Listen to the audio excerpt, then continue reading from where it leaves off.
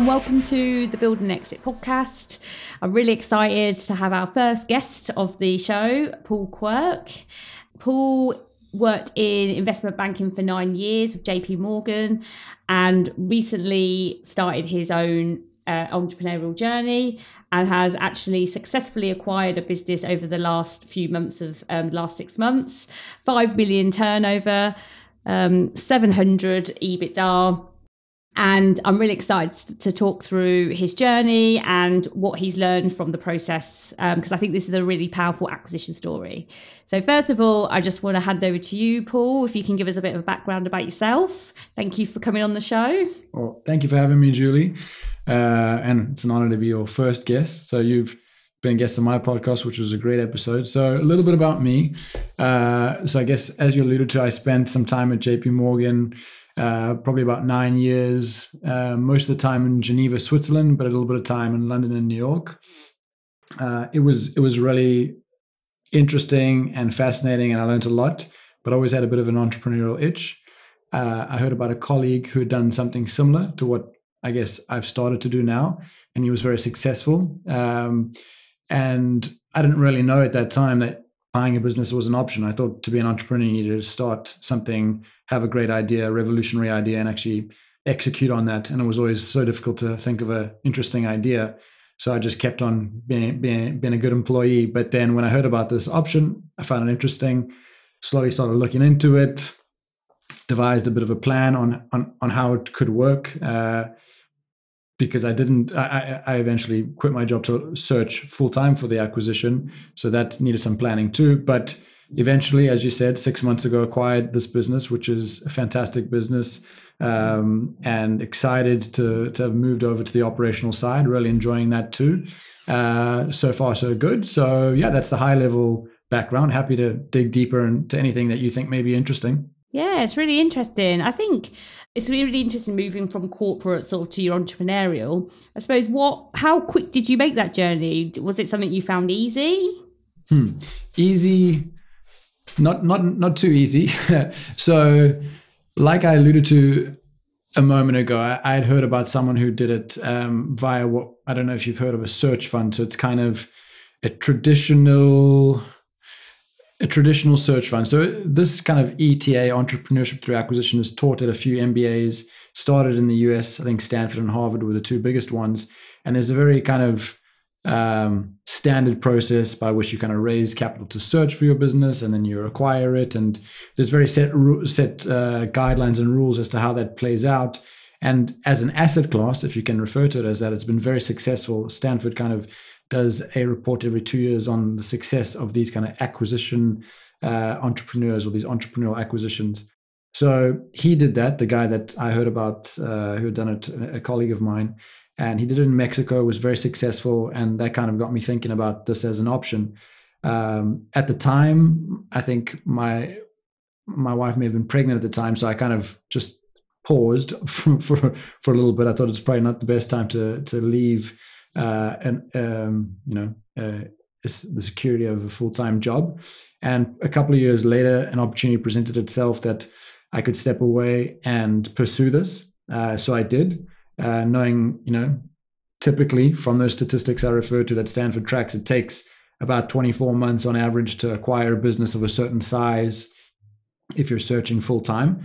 So I'd kind of prepared for that time frame. I think maybe I thought I could do it quicker, and I probably did do it a little bit quicker than that, but financially prepared for that, and then set out on the journey. So it wasn't exactly easy, but I think I was semi-prepared, as prepared as you can be, I guess, because it was a bit of an emotional roller coaster, that search journey to the first acquisition.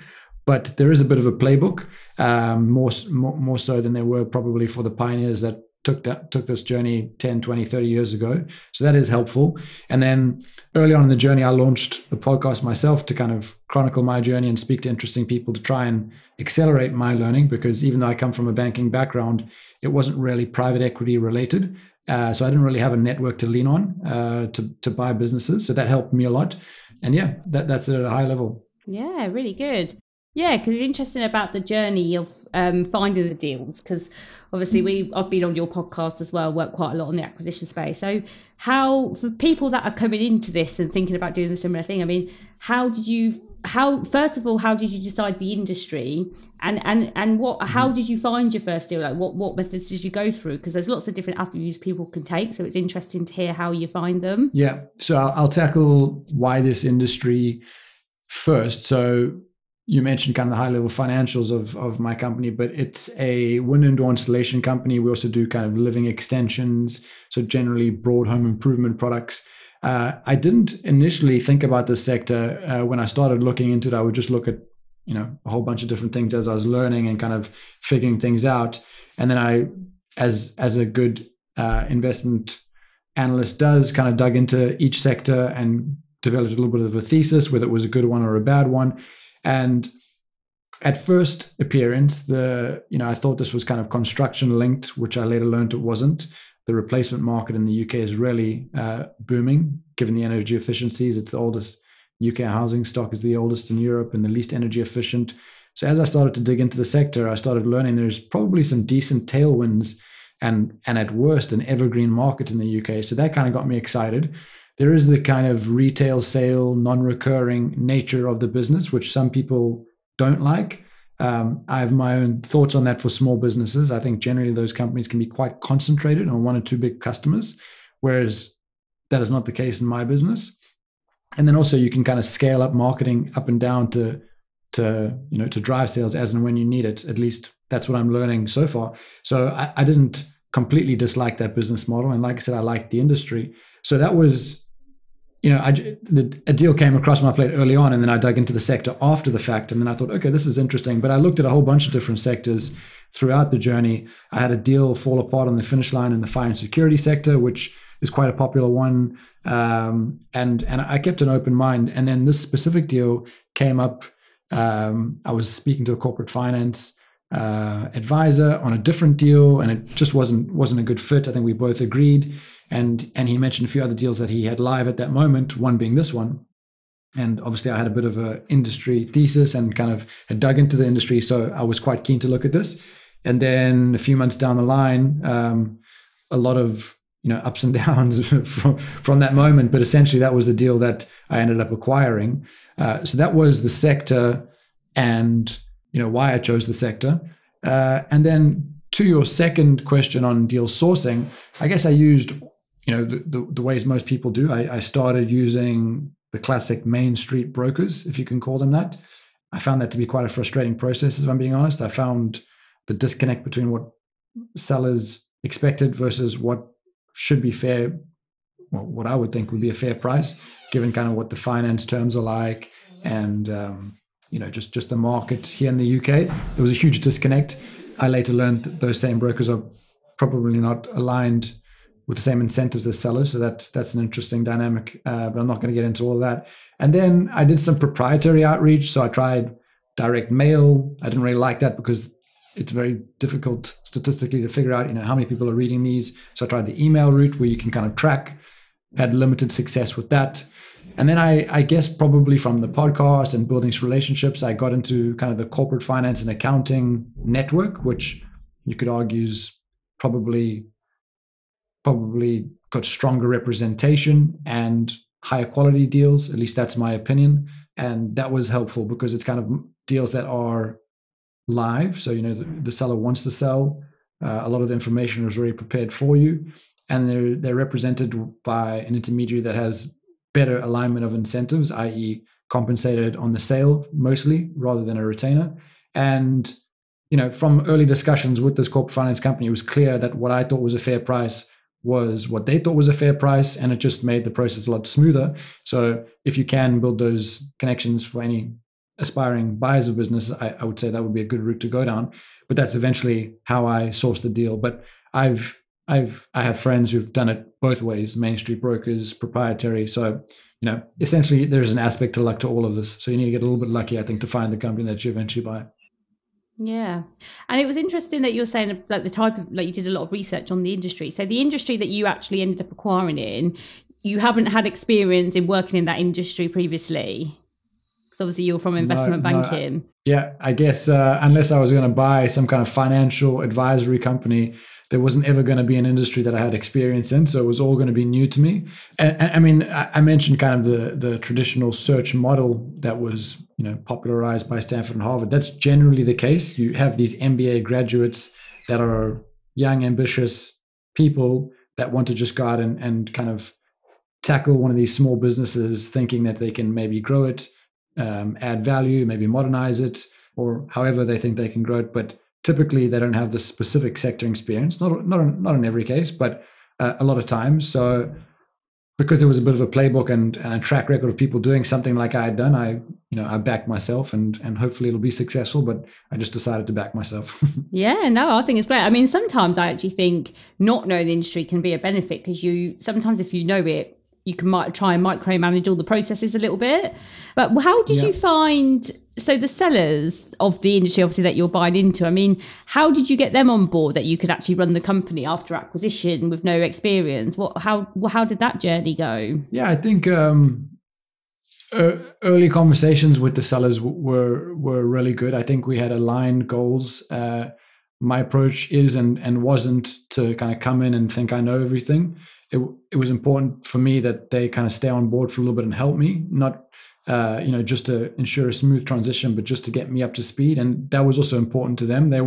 I think they wanted someone who would carry their business forward, and they knew it may take some time to train someone up like me, but they were fine with that. And they have been great. I mean, it's 6 months in, but we still have a very good relationship. I mean, they help out a ton, and I think they've got a bit of renewed energy, if you will, because they see me coming in excited, and maybe gets them a little bit excited. So that's been really great and probably fortunate, because I know it doesn't always go down like that. But I think we just had aligned goals from the beginning, which is helpful, because the deal is going to fall apart 6 or 7 times throughout due diligence. So if you don't have that aligned vision with the owners from the start, it's probably a bit of a red flag. You can probably still get deals done, I guess, but definitely it helps, and it probably helps post-acquisition too, because if you don't have the sector experience, you're going to lean on them quite heavily. And if you have a good relationship with them and you have similar goals, it just makes things a lot easier. Yeah. And we're going to have a little bit of competition here. So how many days did it take you to close heads of terms? Heads of terms, I don't know, to be honest. That wasn't the longest part was trying to raise the debt financing, which we can get into, but heads of terms wasn't too bad. I was away in South Africa when I had the first discussion, and I was actually away for two months in South Africa. I was still kind of searching and working during the time, but I was also a little bit maybe on holiday mode a little bit. So I would say maybe a month after the first conversation, but it was pretty clear after the first call that we were pretty aligned. So it could have gone quicker. I think also maybe I think at the time I had other live deals at the moment. So I just wanted to make sure that whichever one I decided to go down was the right one, so I could commit all my energy towards that. So it could have definitely been quicker. Yeah. But maybe a month. Okay, so not too bad. It was just a little bit because I actually signed my heads of terms in one day when I did my deal, because we had a few conversations before the there was quite a bit of time trying to get the financials from them, so there was a few conversations back and forth. So anyway, I'm always interested to hear how long heads of terms takes, because sometimes they can take months. So yours wasn't too bad, actually. No, not too bad. Yeah. So in terms of the financing then, what type of financing did you go for in the end for the deal? So, I mean, I guess at a high level, the capital structure is a little bit of equity, a little bit of debt, and a little bit of seller financing. And with this business, I guess what's nice from a management standpoint is it's very asset light. There's not a lot of capex and there's not a lot of inventory. It's mainly just work in progress. So it's, makes it easier to manage. However, given that there's no assets, there's no debtor book, it's more complicated because there's no assets to use as collateral, I guess, or to leverage against. So purely, it leaves you with cash flow loans as the only option. And then I mentioned there's a non-recurring revenue component. So kind of, there's a little bit of added risk around that. So it was very complicated.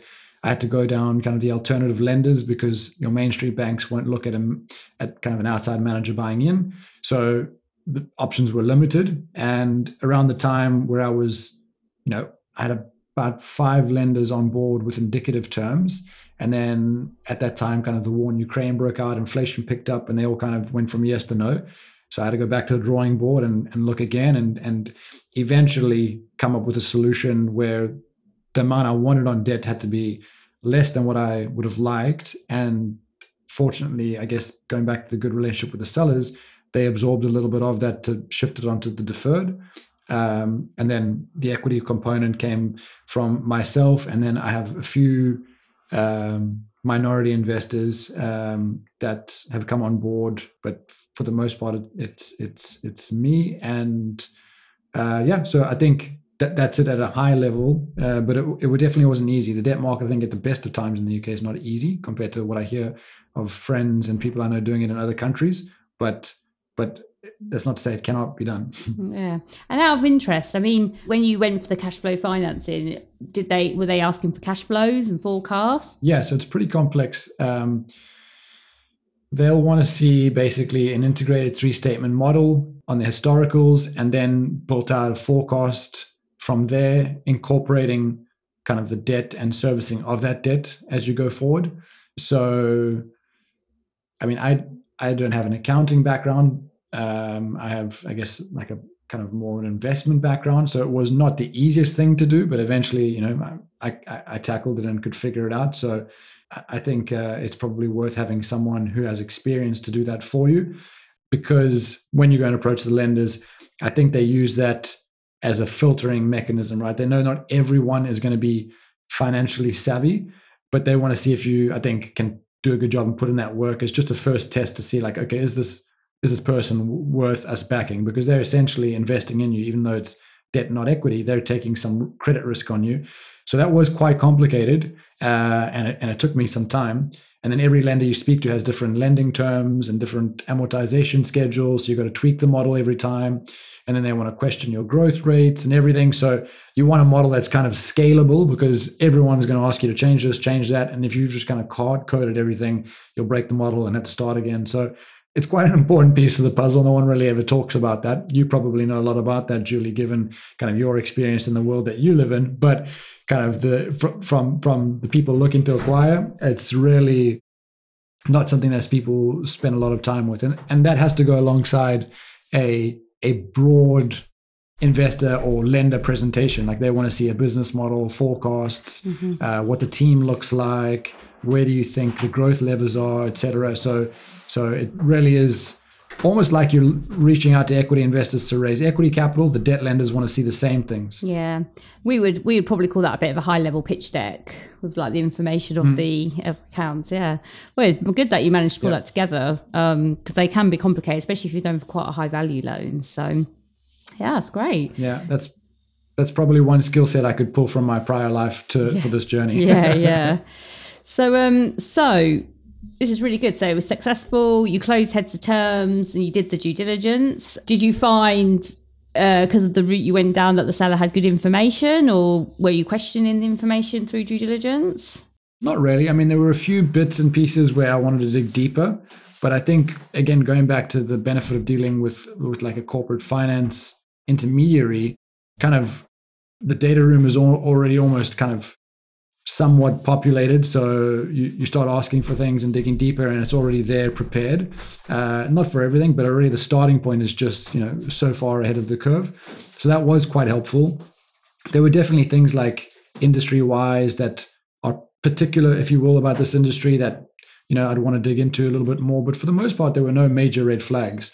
I mean, like I said, there were a few contested issues, as there always are. Like, I mean, I say contested, it wasn't that contested, but I mean, you kind of debate a few things. But for the most part, it was pretty smooth sailing, at least in terms of dealing with the outgoing owners. Yeah, and I think it's really interesting, because I think it's brilliant you found it through this corporate finance seller, because, I mean, we know doing with the exit side and the buy side is, I would definitely, this is where it comes down to the seller really, is I think when you're going, if you've got the information prepared ready for the buy side in the first place, it makes everything a lot smoother.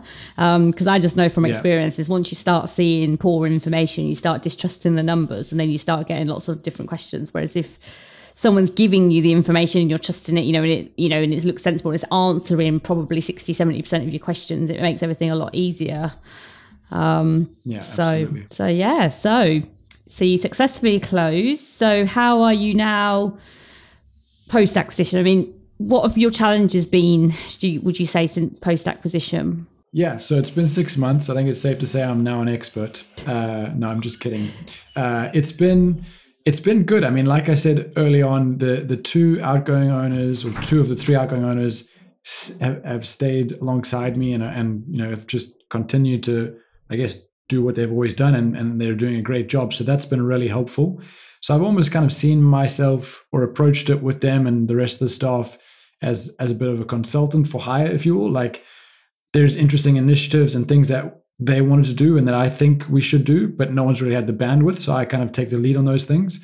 I hired in and basically revamped the entire finance team. I think we discussed this, I think, when you were on, the importance of having a finance team. I debated outsourcing it to kind of a fractional CFO, which I think we debated at that time. But I thought, for me, for this first acquisition, I wanted the people in-house, and that's been extremely beneficial to kind of have robust forecasting and kind of management accounts done on a monthly basis, because these things weren't really done in the past. So really, that's been helpful.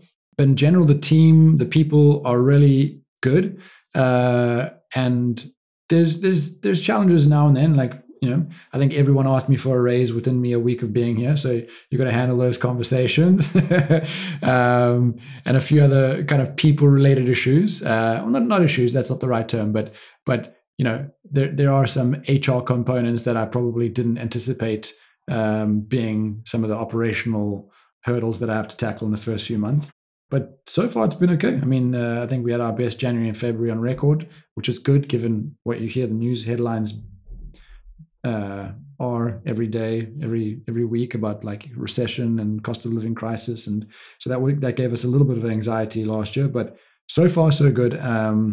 It's very hard for me to try and claim victory or anything, because everyone else has just been doing what they've been doing in the past. So I guess I'm just lucky to have inherited a good team. So I'm just trying not to break anything at this point. Yeah, and I think you're lucky. I mean, maybe this is the size of deal, because going for a 5 mil business, I mean, we tend to find anything lower than 2 mil tends to be more owner operated, and the bigger you go, so it seems like yours was quite self-sufficient, the deal that you're buying.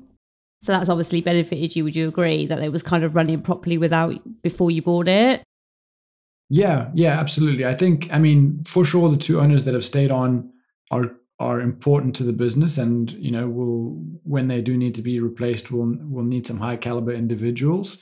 But below them, there's very strong second tier management that are capable of doing their job, and then probably in total we have 30 people working here, and for the most part, everyone does a really good job and is keen and eager to kind of push the business forward. So that can be helpful, because I can imagine as you go smaller, the owner kind of, I don't know if you've read E-Myth or if the listeners have read that book. If not, I recommend it. But you kind of get these people who were employees of a business in the same sector. They decide to spin out and start their business. Then they get to kind of 2 million, but in reality, they just have a job, but they're the owner of their business, which is their job.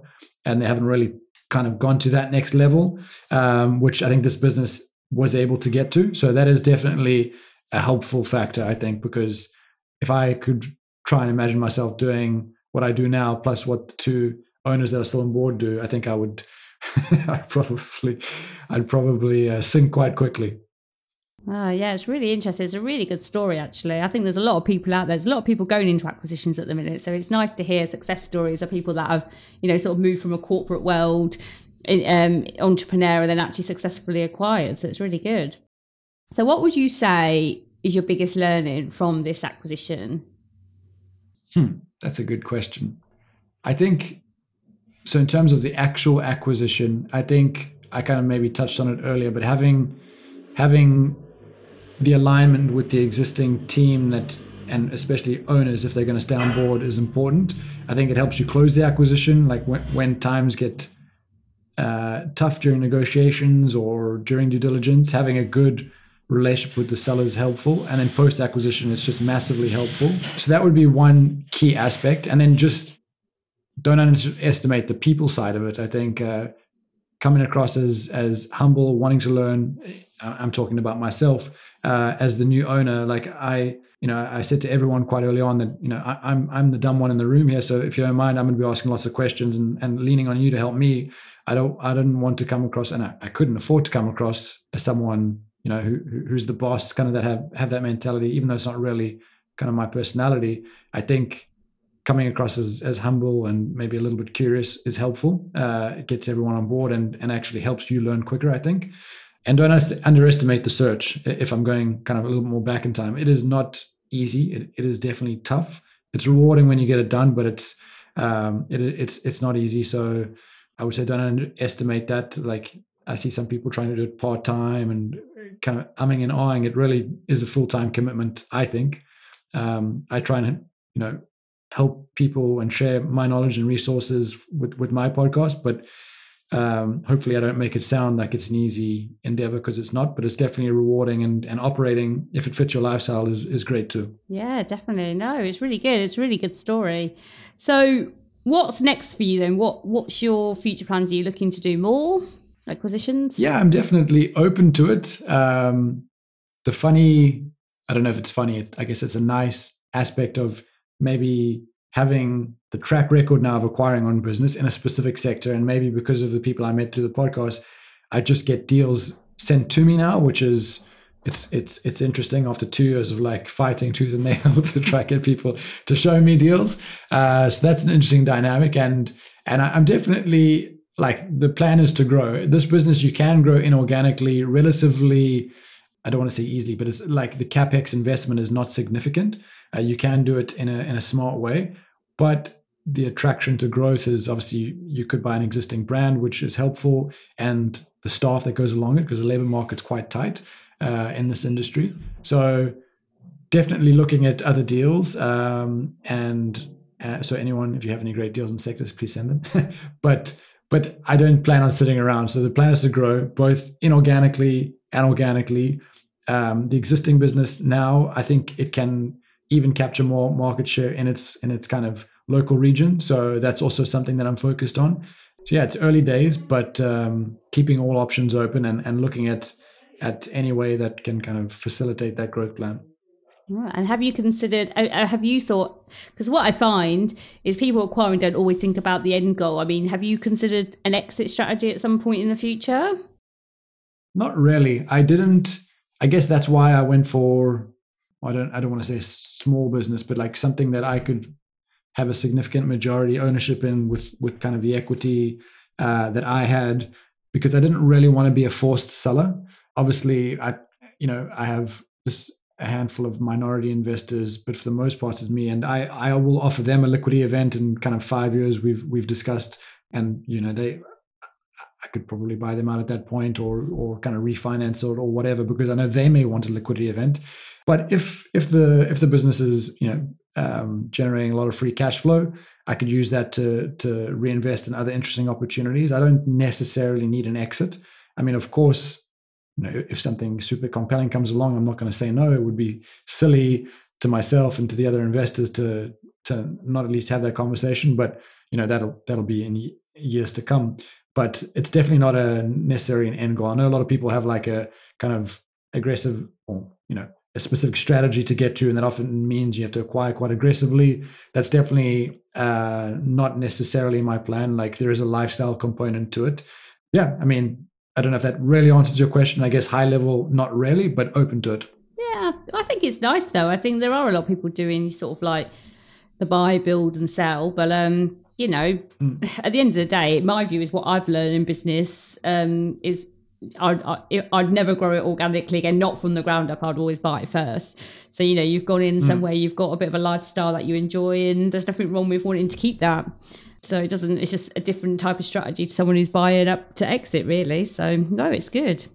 Yeah. I think both works. Yeah.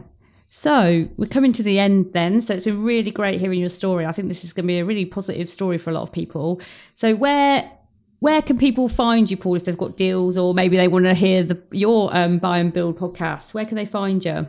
Yeah, so I mean, on social media wise, I guess I'm on LinkedIn the most. Yeah, pretty much only on LinkedIn, and I do have my own podcast called the Buy and Build Podcast. If you're interested in, listening there, it's mainly focused on, as it says, buying and building businesses with a kind of bias towards acquisitions and small business, and probably UK focused, European focused. So we have on a lot of interesting guests like you, Julie. You've been a fantastic guest, and we're probably about 60 episodes in now, give or take. So, that could be an interesting resource. And if you want to send me, a message on LinkedIn, it's just Paul Quirk. I think you can find me. And yeah, happy to kind of add people to my network, meet, discuss with like-minded people. I think it's really cool to this kind of community in the UK and abroad of these small business acquisition folks, whether they buyers, people look for like service providers and things like that. I think it's a really collegiate ecosystem. So I quite enjoy meeting people. So feel free to reach out. Yeah, great. I love it. I love this sort of SME acquisition space as well. So, well, thanks so much, Paul. It's been really great hearing your story, and thanks for sharing it. Well, thank you, Julie. Thanks for having me. I'm excited to listen in to future episodes of the podcast and learn more from you. And yeah, stay in touch. Thank you.